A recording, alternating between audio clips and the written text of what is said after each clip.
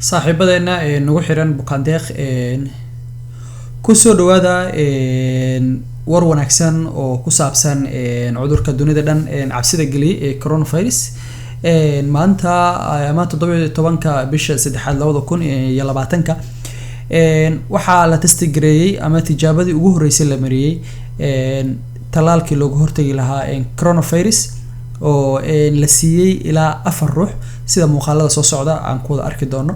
In Washington state today, U.S. researchers tested the first experimental coronavirus vaccine, starting off with a worldwide hunt for protection, even as the pandemic continues to grow. I want to bring in Dr. John Brownstein now, Chief Innovation Officer at Boston's Children's Hospital. Dr. Brownstein, thanks so much for joining us. Of course.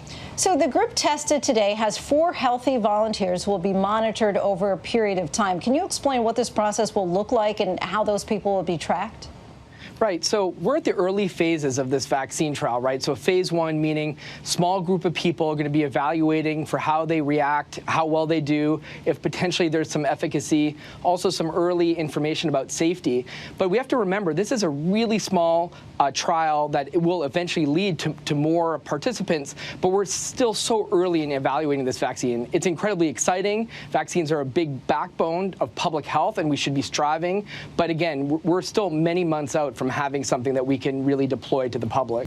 sida muuqatana talaalka tijaabada ugu horeysay ama feeska ugu horeeyay ee saacadihii hore dadkii volunteerska ahaa ee lagu tijaabiyay reactionkooda uu fiicnay sidii loo qiimeynayay ama loogu talagalay ayuu u dhacay ilaa haddana waxba dhiba ma jiro ama ma dareemayaan ama wax qalad lagama dareemayo marka waxay u egtahay in lagu guuleystay dhawaana la shaacin doono talaalka looga hortagi doono coronavirus hadii lagu guuleystana waxay noqon doontaa